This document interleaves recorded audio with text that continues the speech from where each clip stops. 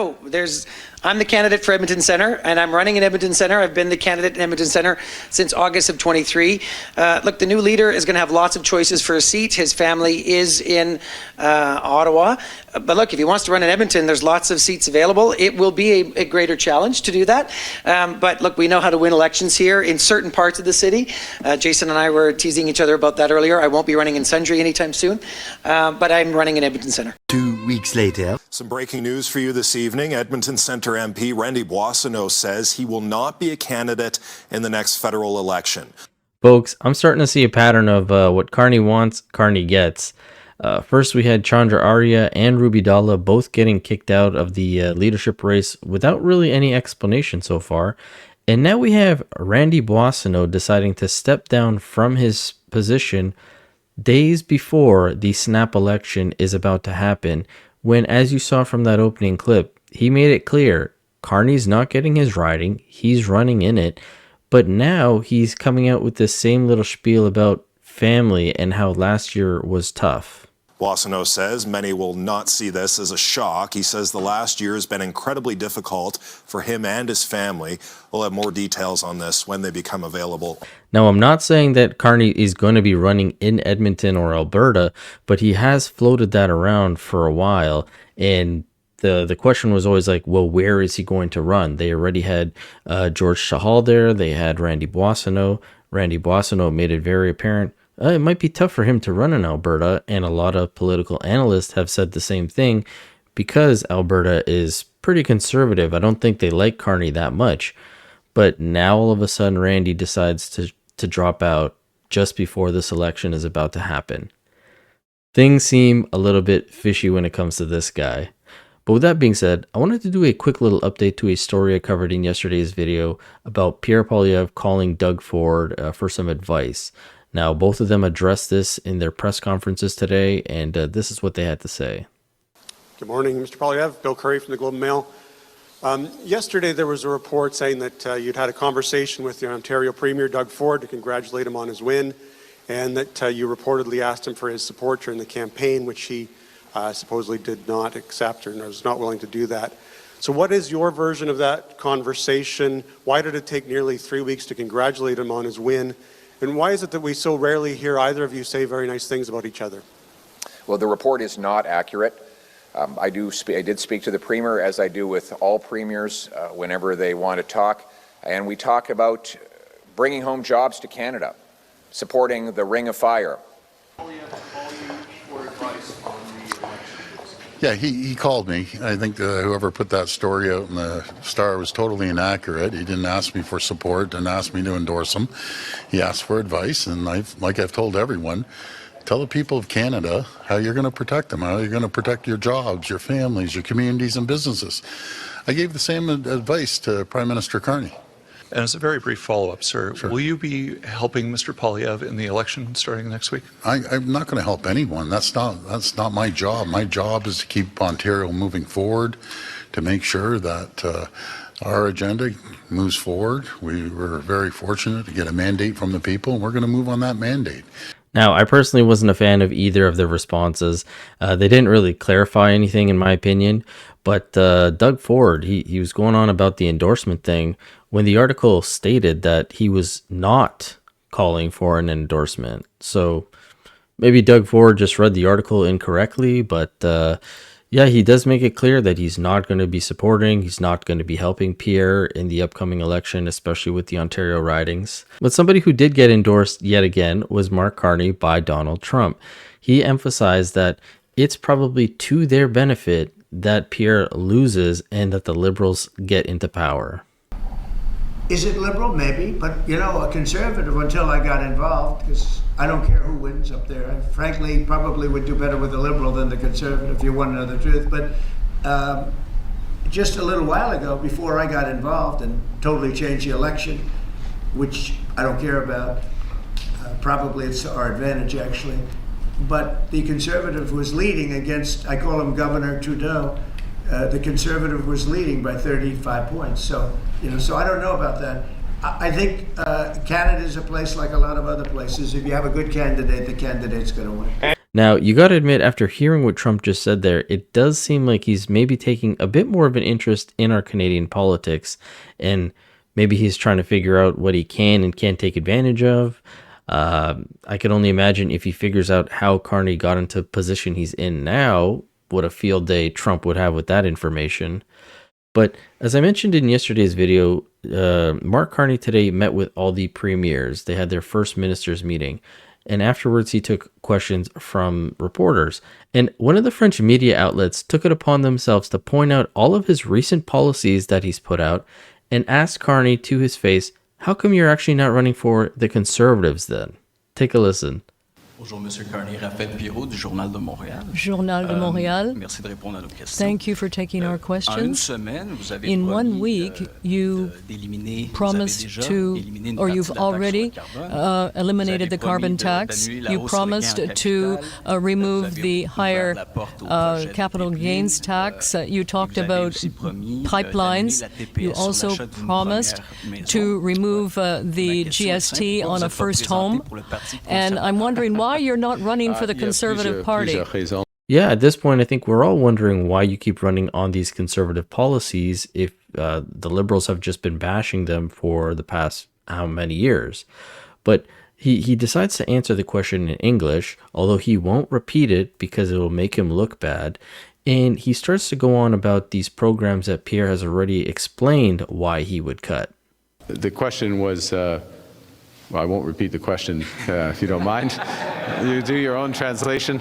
I drew one distinction, which is that when I reduced the GST on housing for first-time homebuyers, I didn't pay for it by getting rid of the Housing Accelerator Fund. That's what Mr. Poilievre said when he did something similar.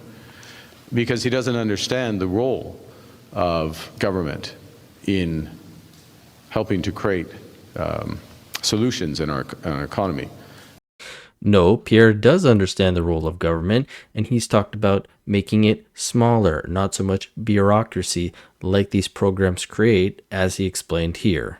Michael Couture from CTV News. I wanted to know if you can confirm, first of all, that your plan that you're proposing today will save $8 billion annually. Also, can you list the programs that you'll be cutting to get to this number? And please, en anglais et en français. So it will save $8 billion over... We're going to cut 2 programs for sure and more beyond that. One, the Accelerator Fund, has $3 billion left in it.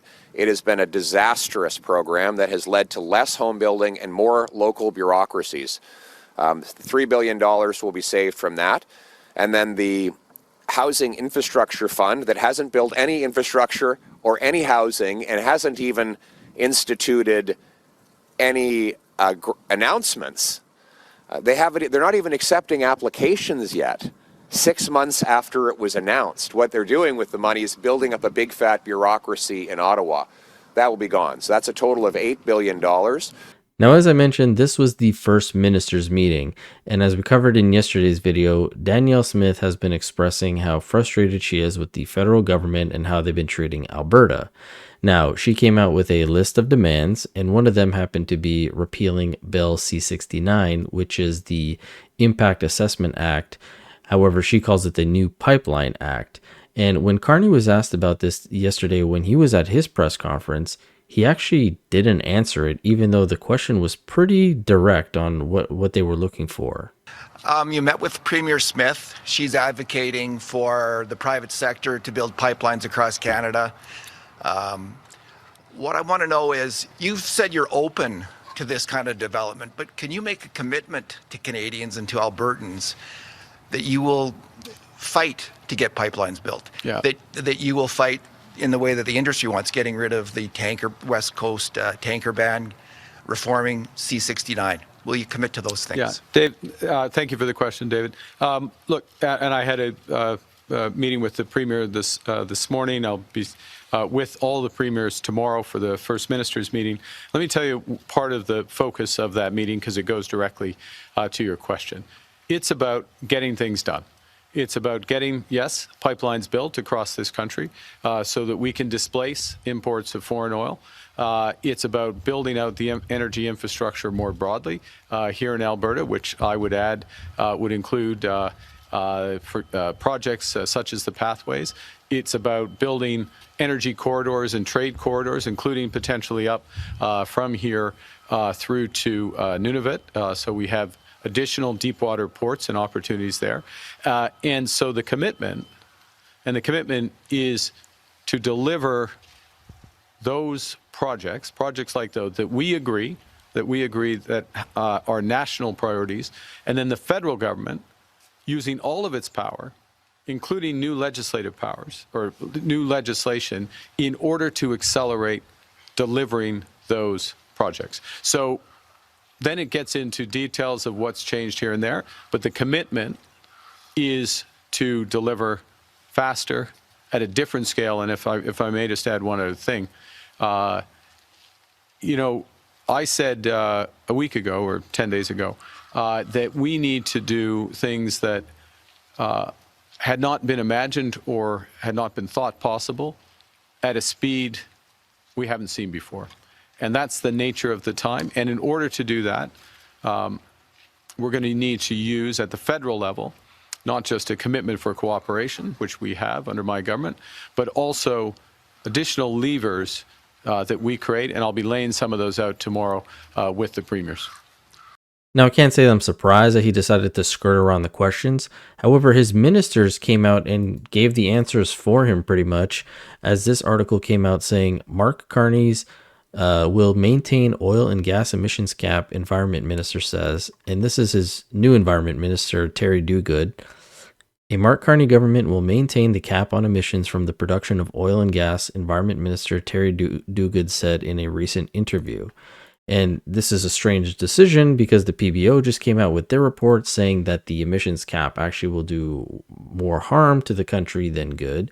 But then you also had Minister Wilkinson coming out saying they will not repeal Bill C-69. Listen, I want to begin with the Prime Minister, a comment that Mark Carney made yesterday, because he was asked whether or not he was committed to building pipelines. In the past, he said he was open to it. He was asked how committed he was, and he said yes to building pipelines across the country, yes to building energy infrastructure like the carbon capture project associated with Pathways Alliance in Alberta. You know, it has me wondering, is your government actually flip-flopping on its policies related to oil and gas? Oh, no, I don't think so. I mean, we have seen a lot of work and a lot of progress in the oil and gas sector, but also, concurrent work and progress with respect to clean energy technologies and a range of different energy generation technologies. In the case of oil and gas, I've been a long-time supporter of the Pathways work in terms of carbon capture and reducing the production emissions associated with producing oil and gas in a world that continues to use oil and gas. And with respect to pipelines, I mean, it is important for us to diversify our trading relationships. That was essentially the argument for the Trans Mountain Pipeline, which this government helped to facilitate building, and for some of the liquid natural gas facilities, and there are 3 presently being built. But I would also say that it's important this be done in a manner that is consistent with Canada's international commitments to fighting climate change, and that projects are actually assessed on the basis of project economics. And there are some projects, the LNG projects in particular, that clearly have an economic basis. And going forward, in terms of other kinds of pipelines, those are things that we will have to see. I mean, at the present time, as you will be well aware, there is no proponent for another oil pipeline in this country. Mm-hmm. Although, we continue to hear from the Alberta Premier, Danielle Smith, putting out a statement yesterday where she still reiterates a lot of the things that she's been calling on Ottawa to do, the Liberal government to do, among them repealing Bill C-69, which goes to environmental assessment. Will your government repeal it if you're now, working more closely to develop pipelines across the country?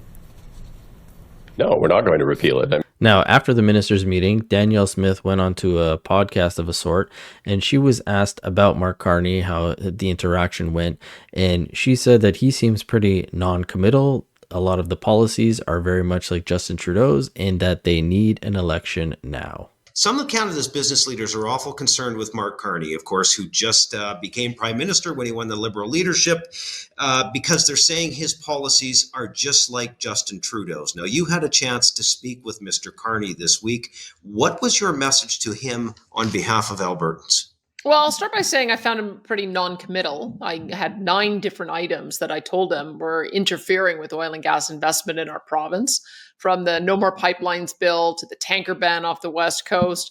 We've got net zero power regs, net zero building codes, net zero vehicles, and emissions caps on oil and gas, and everything in between. The plastics ban. I mean, don't we all want to have single-use plastics back again?